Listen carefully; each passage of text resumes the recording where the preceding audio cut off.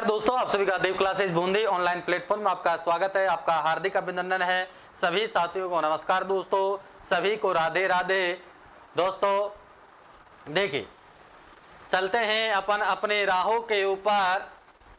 दोस्तों जहां से हमने इन रास्तों को छोड़ा था, उन रास्तों पर अपन आज फिर से वहीं से शुरुआत करते हैं दोस्तों। तो नमस्कार दोस्तों, सभी को राधे राधे। जो साथी लाइव से जुड़े हुए हैं, मैं उन सभी को नमस्कार करता हूं दोस्तों। देव परिवार आप सभी का हार्दिक स्वागत और अभिनंदन करता है। मैं दारा सिंह गुजर। दोस्तों अपन चलते हैं।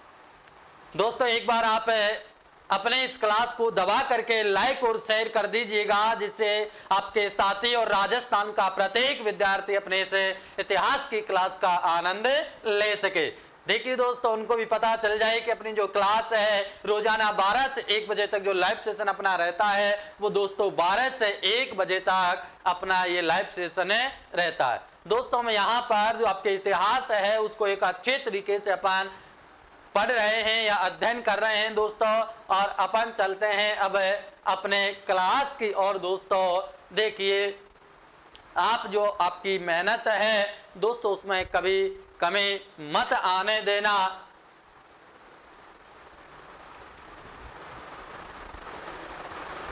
उसमें कभी कमी मत आने देना दोस्तों।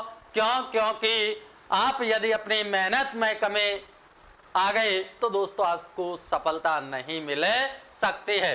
देखिए बेटा, चलते हैं अपन अपने क्लास की और अपन ने जहां छोड़ा था, आपको पता है कि अपन गुप्त काल भारत इतिहास का एक महान जो साम्राज्य था या जो महान वंश था, उसके बारे में अपन अध्ययन कर रहे थे। और दोस्तों आपका वो वंश और वो साम्राज्य था गुप्त काल। गुप्त काल में दोस्तों अपन पढ़ रहे थे महान सम्राट समुद्रगुप्त के क्या विजय अभियान के बारे में अपन ने दोस्तों समुद्रगुप्त के प्रथम चरण के विजय अभियानों के बारे में चर्चा कर ली। दोस्तों हमने इतिहास के अंतर्गत सम्राट समुद्रगुप्त के विजय अभियानों को कितने भागों में बांटा था? 5 भागों में बांटा था, या 5 चरणों के अंतर्गत सम्राट समुद्रगुप्त के विजयी अभियानों को हमने बांटा था। तो उन्हीं अभियानों को दोस्तों हमने यहाँ पर पहला जो चरण है वो हमने इसको पूरा कर लिया है। आज की क्लास में दोस्तों अपन आगे देखते हैं, और एक बार आप दोस्तों इस क्लास को लाइक और शेयर कर दीजिएगा, फिर अपन इसकी शुरुआत करते हैं। देखिए दोस्तों, आप लगातार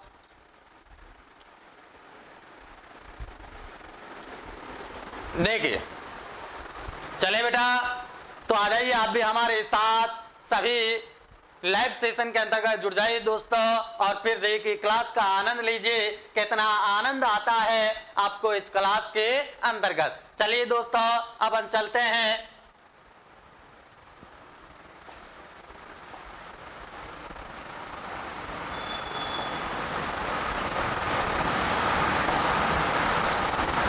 चलिए बेटा,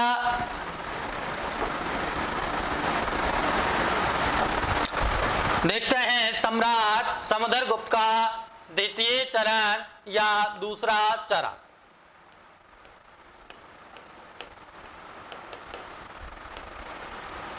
देखिए दोस्तों, इस चरण में सम्राट समुद्रगुप्त ने कौन कौन से राज्यों को जीतकर मगध साम्राज्य का हिस्सा बनाया, और उन राज्यों के प्रति कौन सी नीति इस भाई साहब ने या इस महान राजा ने अपनाई थी, एक बार उसके बारे में देखते हैं दोस्तों। तो आइए अपन चलते हैं अपने इस क्लास की और दोस्तों, देखते हैं दूसरे चरण में सम्राट ने कौन कौन से राज्यों को जीता। देखिए बेटा, इस अभियान में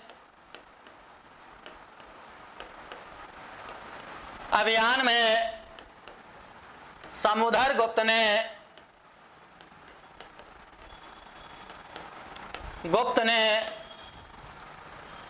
इस अभियान में सम्राट समुद्रगुप्त ने पूर्वी हिमालयी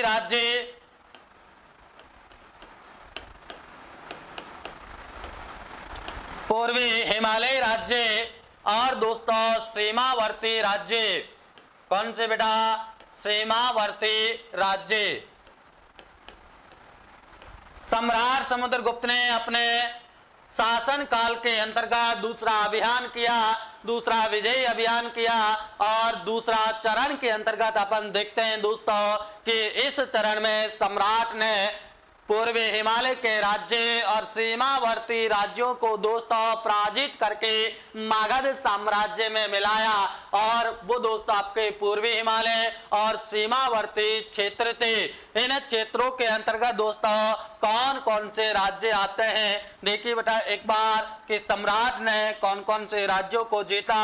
इसमें बेटा आपका बंगाल कि सम्राट ने बंगाल को जीतकर मगध का हिस्सा बनाया। इसी में बेटा आपका असम को भी समुद्रगुप्त ने जीत लिया था और मगध साम्राज्य का हिस्सा बना दिया। असम के पास में ही आपका एक राज्य और है कामरूप। कामरूप को भी दोस्तों सम्राट ने जीतकर मगध राज्य का हिस्सा बनाया। कामरूप के बाद में देखिए सम्राट ने कौन से राज्य को जीता। देखिए दोस्तों कि इसके बाद में इसने नेपाल, ध्यान देना बेटा, समुद्रगुप्त ने अपने विजय अभियानों में नेपाल देश को भी जीत लिया था। और अगला आता है बेटा आपका कर्तव्यपुर, यानी कि इन राज्यों को जीतकर आदि राज्यों को जीतकर मगध राज्य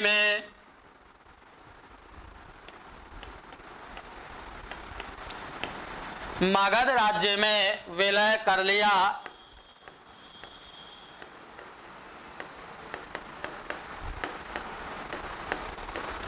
ध्यान देना बेटा एक बार इधर सभी देखिए, सम्राट समुद्रगुप्त के दूसरे चरण के अंतर्गत अपन देख रहे हैं कि इस अभियान में सम्राट ने पूर्वी हिमालय के क्षेत्र और सीमावर्ती क्षेत्रों के राज्यों को जीतकर आपके मगध राज्य का भाग बना दिया या मगध राज्य के अंतर्गत विलय कर लिया। इन क्षेत्रों में दोस्तों कौन कौन से राज्य हैं जिन्होंने सम्राट ने जीता या समुद्रगुप्त ने जीता। देखिए एक बार कि समुद्रगुप्त ने बंगाल राज्य को जीत लिया और आपके मगध का हिस्सा बना दिया। उसके बाद में दोस्तों आपके असम राज्य को जीतकर इसने आपके मगध का हिस्सा बनाया। कामरूप को जीता, नेपाल को जीता और कर्तपुर नामक राज्य को जीतकर आपके मगध का हिस्सा सम्राट समुद्रगुप्त ने बना लिया। तो यहां तक दोस्तों कोई समस्या नहीं है। आगे चलिए दोस्तों। अरे सभी को नमस्कार, मेरे गोल गप्पे सभी को नमस्कार बेटा, सभी को राम राम, राधे राधे बेटा। बहुत अच्छा लग रहा है दोस्तों आपके साथ में लाइव सेशन से जुड़ करके, सभी को राधे राधे। देखिए अपन आगे चलते हैं। देखिए बेटा आगे अपन शुरुआत करते हैं कि इसे या इन राज्यों को जीतकर सम्राट ने कौन कौन सी नीति अपनाए। देखिए दूसरे चरण में अपनाई गई नीतियां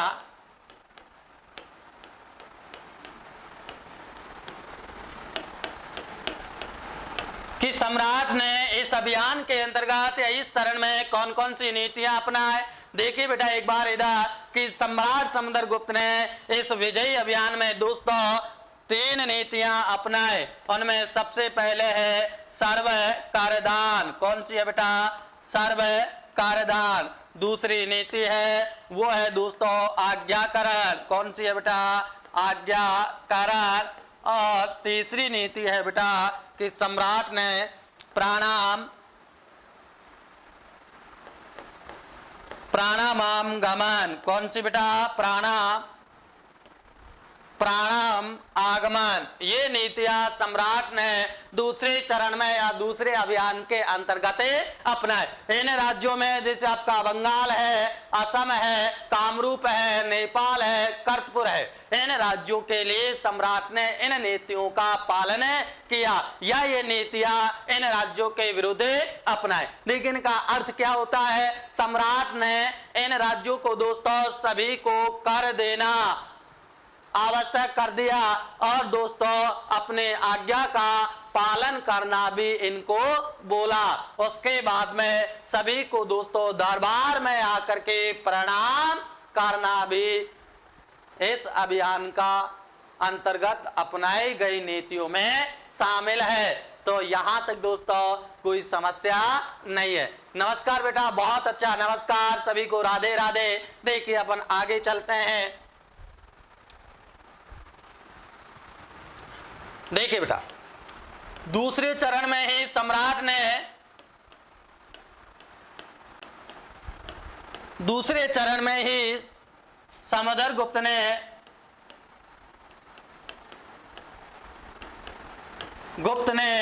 पंजाब, मालवा और राजस्थान को जीता। पंजाब, मालवा और राजस्थान। ध्यान देना, राजस्थान के आप एग्जाम की तैयारी कर रहे हैं तो दोस्तों ये लाइन आपके लिए बहुत महत्वपूर्ण है कि सम्राट ने दूसरे अभियान या दूसरे चरण के अंतर्गत हमारे राजस्थान के राज्यों को जीत करके मगध राज्य का हिस्सा बनाया। कौन से अभियान में या कौन से चरण में? दूसरे चरण के अंतर्गत समुद्रगुप्त ने अपने दूसरे चरण के अंतर्गत राजस्थान, मालवा और पंजाब के राज्यों को जीतकर मगध साम्राज्य का हिस्सा बनाया। देखिए बेटा, जो आपके राजस्थान है, राजस्थान के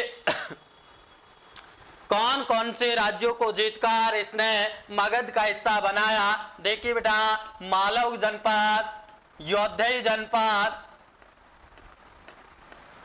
और अर्जुनायन जनपद। इन जनपदों को जीतकर सम्राट ने मगध राज्य का हिस्सा बनाया। राजस्थान के कुछ जनपद है जो दोस्तों आपके समुद्रगुप्त ने अपने मगध राज्य का हिस्सा बनाया। मालव है, योद्धई है और अर्जुनायन है। इन राज्यों को जीतकर सम्राट ने किस राज्य का अंग बना लिया? मगध साम्राज्य का अंग बना लिया। तो दोस्तों यहां तक कोई समस्या नहीं। आगे चले, देखिए इसमें आगे क्या है।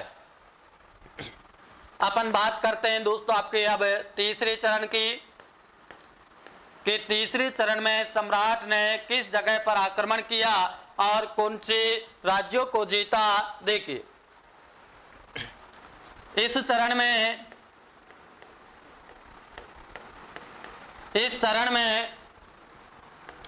आठवीं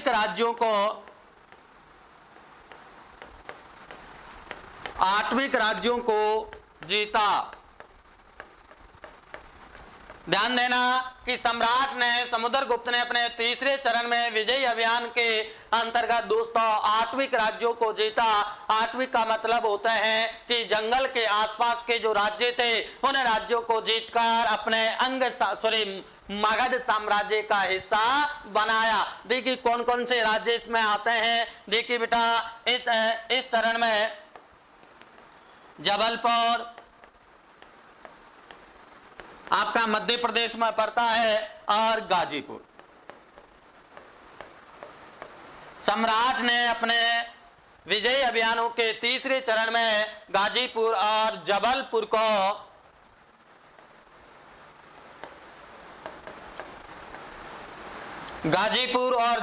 को जीतकर मगध का हिस्सा बनाया।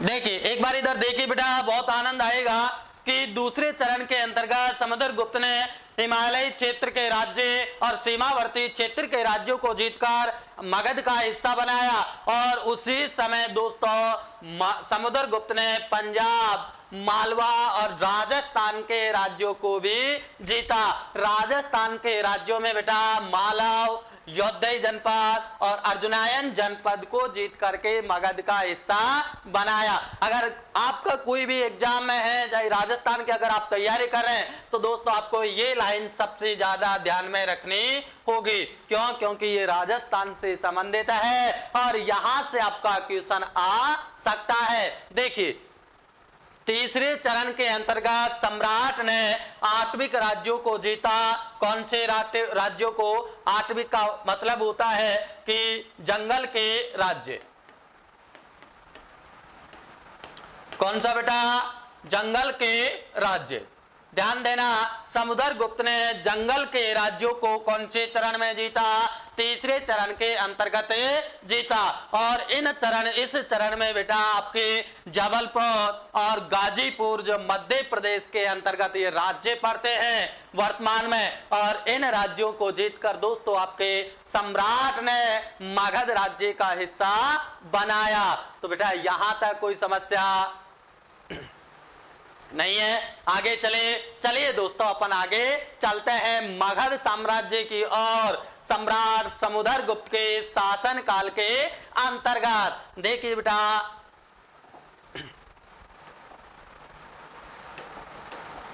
देखिए अगला चरण आता है आपका चतुर्थ चरण। कौन सा बेटा? चतुर्थ चरण। चतुर्थ चरण के अंतर्गत अपन देखते हैं कि क्या कौन सी जगह इसने आक्रमण किया और अपने विजयी रथ को किस दिशा की ओर सम्राट ले गए थे अपने चौथे चरण के अंतर्गत। देखिए बेटा, बहुत ही मजेदार, बहुत ही इंटरेस्टिंग आपका ये टॉपिक है। देखते हैं कि सम्राट अपने चौथे अभियान के अंतर्गत कौन कौन से भारत के राज्यों को जीतकर मगध का हिस्सा दोस्तों बनाया। तो देखिए बेटा, एक बात बताने का प्रयास कीजिए कि कौन कौन से राज्यों को सम्राट ने इस अभियान में जीता होगा। देखते हैं कि कौन कौन से विद्यार्थियों का आंसर कमेंट बॉक्स के अंतर्गत आता है दोस्तों। अरे सभी को नमस्कार, सभी को राधे राधे। बहुत अच्छा लग रहा है दोस्तों आपके साथ में लाइव सेशन के अंतर्गत जुड़ करके, और क्लास का आनंद भी बहुत मजेदार है अपना। देखते हैं कि चौथे चरण में इस महान राजा ने किस दिशा में अपना अभियान किया। देखिए बेटा, इस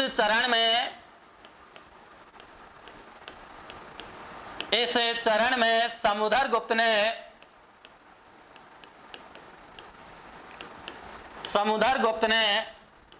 दक्षिण भारत के राज्यों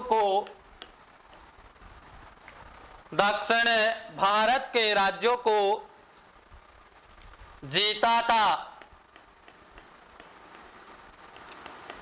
और इस अभियान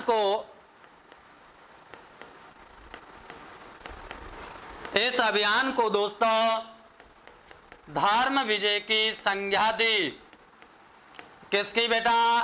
धर्म विजय की संज्ञा।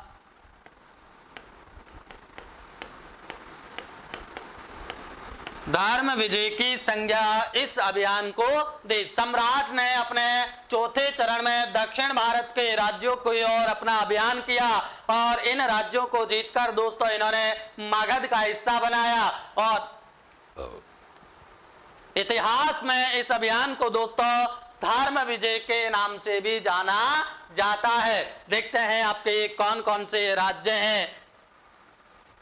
देखिए बेटा, समुद्रगुप्त ने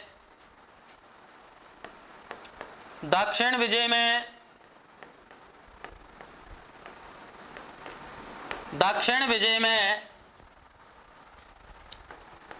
ग्रहण मोक्षानुग्रह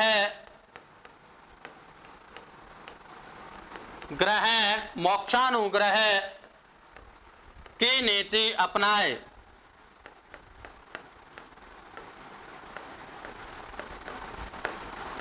ध्यान देना बेटा कि समुद्रगुप्त ने अपने दक्षिण विजय के अभियानों में ग्रहण मोक्षानुग्रह की नीति अपनाए। देखते हैं क्या है यह नीति, एक एक शब्द का अपन अर्थ देखेंगे बेटा। देखिए, ग्रहण और मोक्ष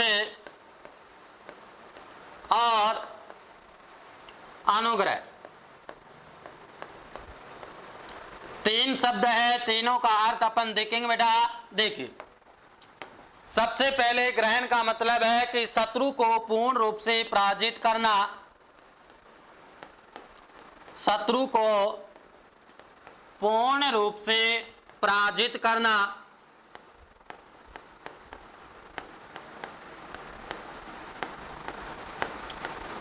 ग्रहण का मतलब है कि शत्रु को पूर्ण रूप से पराजित करना, और मोक्ष का मतलब है, देखिए बेटा, कि पराजित शत्रु को मुक्त करना। पराजित शत्रु को मुक्त करना किसका अर्थ है? मोक्ष का। अब आपका अंतिम रह जाता है अनुग्रह, और अनुग्रह का मतलब है कि उसे राज्य लौटा देना, उसे राज्य लौटा देना। देखिए बेटा, एक बार इधर देखने का प्रयास कीजिए कि चौथे चरण के अंतर्गत अपन अध्ययन कर रहे हैं सम्राट के बारे में, समुद्रगुप्त के चौथे अभियान के बारे में अपन अध्ययन कर रहे हैं, उसके बारे में देख रहे हैं। दोस्तों एक बार इधर देखने का प्रयास कीजिए कि क्या है और क्या इसके अंतर्गत नहीं है। आओ हम देखते हैं गुप्त काल के अंतर्गत चौथा चरण समुद्रगुप्त का। देखिए बेटा कि इस चरण में समुद्रगुप्त ने दक्षिण भारत के राज्यों को जीता, यानी कि दक्षिण भारत की ओर समुद्रगुप्त ने अपना विजय अभियान किया। कौन से चरण के अंतर्गत आता है? चौथे चरण के अंतर्गत आता है। देखिए बेटा, इस अभियान को इतिहास में किसकी क्या कहा जाता है? धर्म विजय के नाम से जाना जाता है। क्या संज्ञा दी जाती है इस अभियान को इतिहास में? धर्म विजय की संज्ञा इस अभियान को दोस्तों इतिहास के अंतर्गत दी जाती है कि समुद्रगुप्त ने दक्षिण भारत में जो अभियान किया, जो विजय अभियान किया, उसे दोस्तों इतिहास में आपके धर्म विजय के नाम से जाना जाता है। तो यहां तक कोई समस्या नहीं है। देखिए दोस्तों, सम्राट ने दक्षिण में विजय अभियान के दौरान एक नीति का पालन किया, एक नीति का अनुसरण किया, और उस नीति का नाम है दोस्तों ग्रहण मोक्षानुग्रह। क्या नाम है बेटा? ग्रहण मोक्षानुग्रह। कौन सी नीति है? ग्रहण मोक्षानुग्रह नीति है। एक बार सभी बोले दोस्तों, याद हो जाएगी। और यहां से आपका 100% एग्जाम के अंतर्गत दोस्तों आपका क्वेश्चन आता है, इसलिए दोस्तों आपको याद करना होगा। यदि सफलता प्राप्त करने हैं तो दोस्तों आपको याद भी करना होगा, अन्यथा दोस्तों आप सफलता से दूर जा सकते हैं। इसलिए दोस्तों कौन से नीति का पालन किया? ग्रहण मोक्षानुग्रह नीति का पालन सम्राट समुद्रगुप्त ने दक्षिण विजयी अभियानों के अंतर्गत किया। अब इस नीति का अर्थ देखिए कि क्या है ये नीति। अर्थ देखिए कि इस नीति का अर्थ क्या है। देखिए बेटा, ग्रहण का मतलब है कि शत्रु को पूर्ण रूप से पराजित करना। सम्राट ने दक्षिण के राजाओं को पूर्ण रूप से परास्त कर दिया था। तो ग्रहण का मतलब क्या है कि शत्रु को पूर्ण रूप से पराजित करना। उसके बाद मोक्ष आता है, और मोक्ष का अर्थ होता है बेटा कि पराजित शत्रु को मुक्त करना। यानी कि प्राचीन काल में कई बार ऐसा होता है कि जब युद्ध होता है तो युद्ध हारने वाले जो राजा होता है बेटा, उसको जीतने वाला राजा बंदी बना लेता है। तो इसी का अर्थ यही हुआ कि पराजित शत्रु को क्या कर देना? मुक्त कर देना। उसके बाद में अनुग्रह का मतलब है कि उसे राज्य लौटा देना। देखो कितनी अच्छी नीति है कि सम्राट ने पहले युद्ध में राज्य को जीता, और राज्य को जीतने के बाद में बेटा उस राज्य को उसी राजा को वापस भी लौटा देता है। क्यों? क्योंकि सम्राट मगध में राज्य करता था, पाटलिपुत्र में अपना शासन करता था, और उत्तर भारत और दक्षिण भारत के बीच में बहुत ज्यादा अंतराल था। और इस अंतराल में दोस्तों वह पाटलिपुत्र से दक्षिण के राज्यों पर नियंत्रण नहीं रख सकता था। इसलिए सम्राट ने दक्षिण के राज्यों के लिए ग्रहण मोक्षानुग्रह के नीति अपनाए। राज्य को जीत लिया, जीत करके उस राज्य को वापिस उसी राजा को लौटा दिया। यही नीति दोस्तों आपकी ग्रहण मोक्षानुग्रह की नीति कहलाती है। तो बेटा यहां तक कोई समस्या नहीं है। चले बेटा आगे चलते हैं। देखिए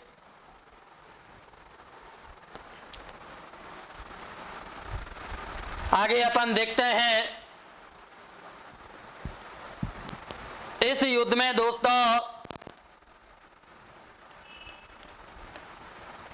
इस अभियान में चौथा ही चल रहा है बेटा अभी। इस अभियान में समुद्रगुप्त ने इस अभियान में सम्राट समुद्रगुप्त ने दक्षिण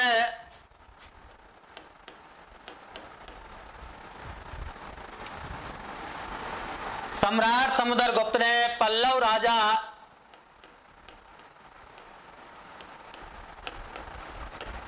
कौन था पल्लव राजा बेटा? पल्लव राजा विष्णुगुप्त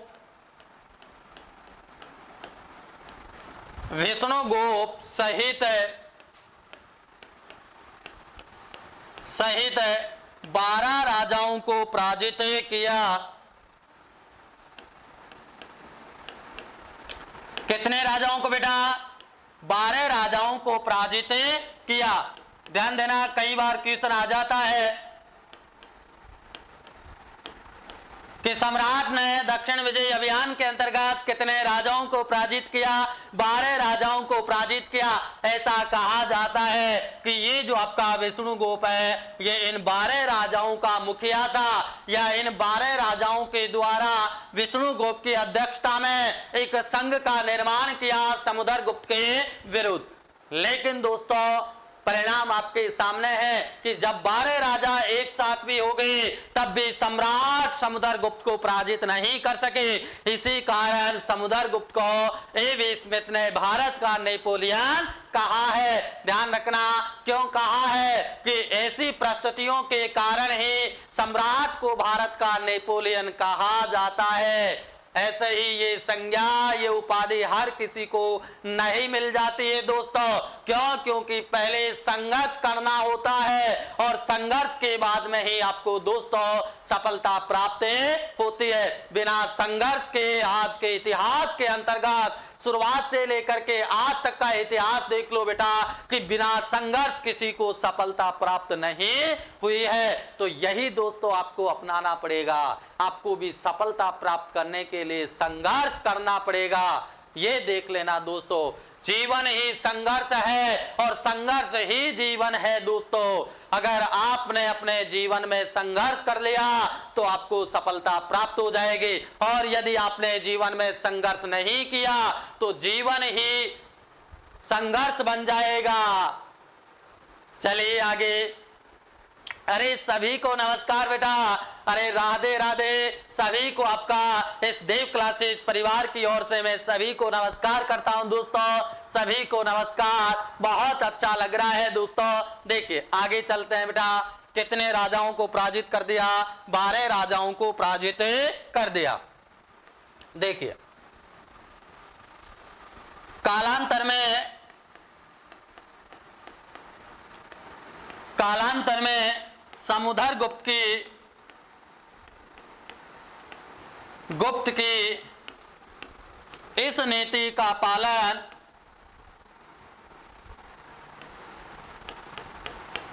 नीति का अनुसरण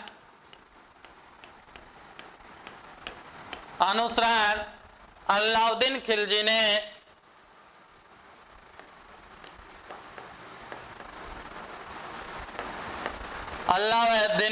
ने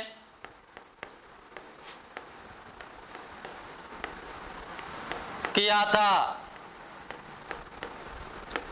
देखिए समुद्रगुप्त ने दक्षिण भारत में जो नीति अपनाई थी, प्राचीन काल में गुप्त काल के अंतर्गत उसी नीति का पालन मध्य काल में खिलजी वंश के महान राजा अलाउद्दीन खिलजी के द्वारा भी अपने शासन काल में दक्षिण भारत के राज्यों के खिलाफ ग्रहण मोक्षानुग्रह नीति का पालन किया गया था। ध्यान देना, किसके द्वारा? अलाउद्दीन खिलजी के द्वारा। दोस्तों, इतिहास में अलाउद्दीन खिलजी को दूसरा सिकंदर भी कहा जाता है। क्यों? क्योंकि वो भी अपने जीत की लालसा, अपने राज्य को बढ़ाने की लालसा इतनी ज्यादा थी कि उसको इतिहास में दूसरा सिकंदर कहा जाता है। इसलिए ध्यान रखना दोस्तों कि गुप्त काल में समुद्रगुप्त ने दक्षिण राज्यों के लिए मोक्षानुग्रह नीति का पालन किया और मध्य काल में सम्राट अलाउद्दीन खिलजी ने इस नीति का पालन किया। इतिहास में दो राजा हुए हैं जिन्होंने दक्षिण भारत के राज्यों के लिए इस नीति का पालन किया,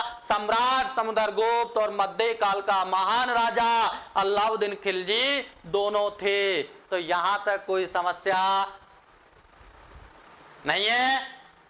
चलिए आगे देखते हैं कि और क्या है। देखिए बेटा, आगे अपन बात करते हैं आपके इस चौथे चरण को, यहां तक पूरा होता है। एक बार इधर देख लीजिए बेटा कि समुद्रगुप्त के इस दक्षिण अभियान में दोस्तों एक पल्लव राजा था विष्णुगुप्त, जिसका हमें प्रयाग प्रशस्ति के अंतर्गत नाम प्राप्त होता है कि पल्लव राजा कौन था? विष्णुगुप्त था, जिसने सम्राट के विरुद्ध 12 राजाओं का एक संघ का निर्माण किया था। तो दोस्तों, समुद्रगुप्त ने इन 12 राजाओं के संघ को पराजित कर दिया था। कौन से अभियान में? चौथे या दक्षिण भारत के अभियान में या दक्षिणापथ के अभियान में। ध्यान देना, कितने राजाओं को पराजित किया?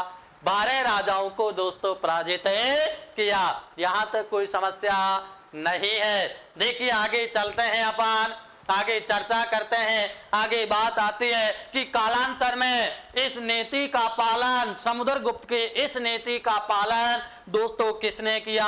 अलाउद्दीन खिलजी ने किया। अलाउद्दीन खिलजी दोस्तों आपका मध्य काल का राज्य था, शासक था, मध्य काल का शासक। और इसने दोस्तों आपके ग्रहण मोक्षानुग्रह की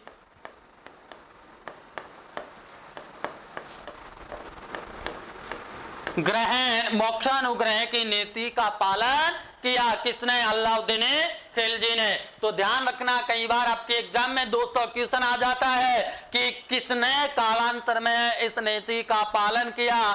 तो आपका क्वेश्चन गलत नहीं होगा। अब आपका क्वेश्चन बिल्कुल भी गलत नहीं होगा। क्यों? क्योंकि अपन ने यहां इसको देखे लिया है या पढ़े लिया है। चलिए दोस्तों आगे अपन चलते हैं। आगे देखते हैं बेटा, पांचवा चरण।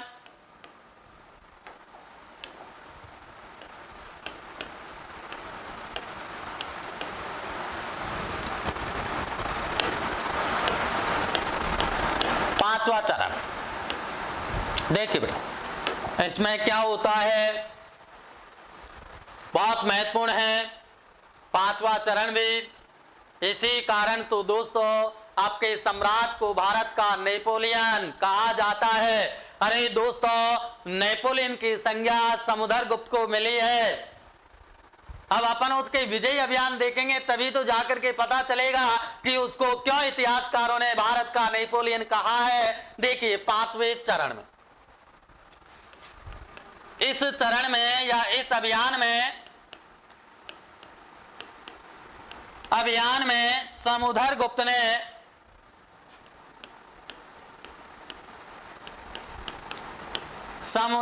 ने विदेशी राजाओं को पराजित किया। ध्यान देना, कौन से राजाओं को बेटा? विदेशी राजाओं को सम्राट ने पराजित किया।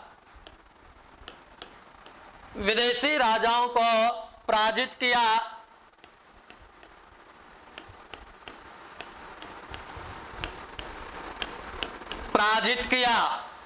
कौन से राजाओं को बेटा? विदेशी राजाओं को सम्राट ने इस अभियान के अंतर्गत पराजित किया। अब देखिए कि कौन कौन से विदेशी राजा थे। देखिए बेटा, शक राजा और दोस्तों आपका कुषाण राजा, ये विदेशी थे और इन विदेशी राजाओं को दोस्तों सम्राट ने पराजित किया।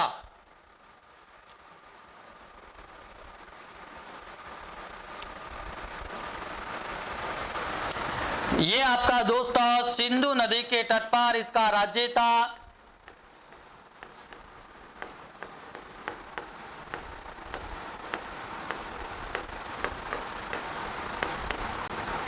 कुषाण जो आपका विदेशी जो शक्ति थी, इसका शासन कहां था? सिंधु नदी के पास। और जो शक राजा था, इसका आपका पश्चिमी भारत में इसका शासन था। इन दोनों शक्तियों को सम्राट ने अपने 5वें अभियान के अंतर्गत पराजित किया।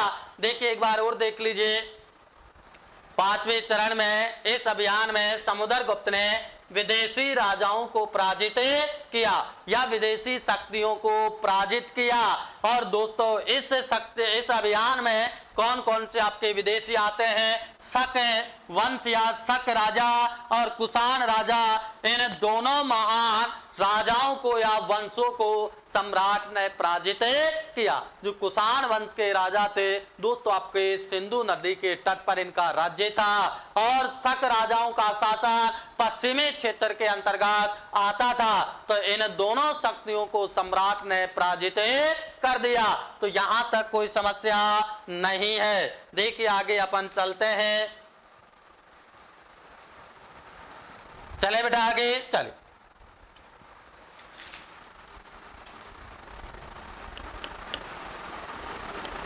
देखिए विदेशी राज्यों के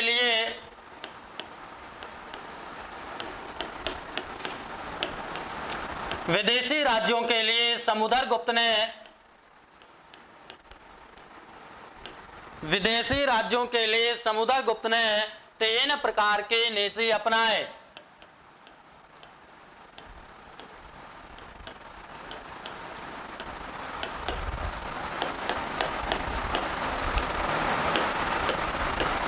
कितने प्रकार की नीति अपनाए बेटा? 3 प्रकार की नीति सम्राट समुद्रगुप्त ने विदेशी राजाओं के अभियान के दौरान अपनाए थे। अब कौन कौन सी नीतियां हैं देखते हैं। अरे सभी को नमस्कार बेटा, सभी को राधे राधे। देखिए पहली नीति आत्मनिवेदन की नीति। कौन सी बेटा? आत्मनिवेदन की नीति। दूसरी नीति आती है कन्योपायन नीति। कौन सी है दूसरी? कन्यापायन नीति। तीसरी है गरुत्म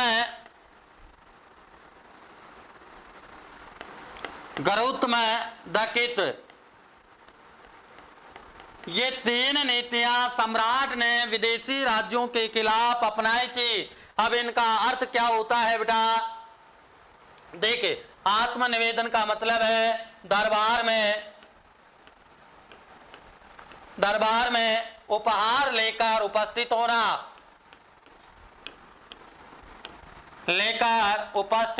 होना। आत्मनिवेदन का मतलब यह है कि सम्राट ने विदेशी राजाओं के लिए यह नियम बनाया कि आपको दरबार में उपहार लेकर के उपस्थित होना है। अगली बात आती है कन्यापायन का, कि राजकुमारी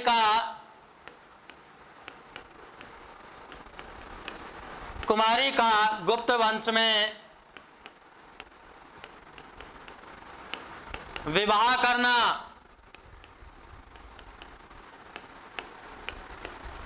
दूसरी आपकी कन्यापायन, इसका मतलब है कि राजकुमारी का गुप्त वंश में क्या करना? विवाह करना। उसके बाद में गरुत्म दकित का मतलब है कि गुप्त राजाओं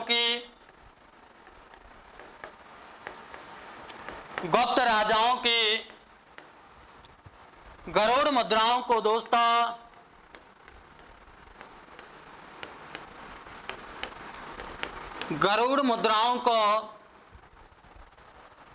अपने देश में चलाना।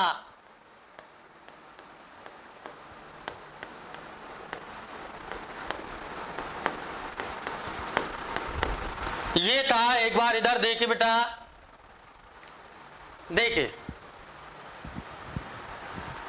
विदेशी राज्यों के लिए सम्राट ने कितने प्रकार की नीति का पालन किया? 3 प्रकार की नीति का पालन किया।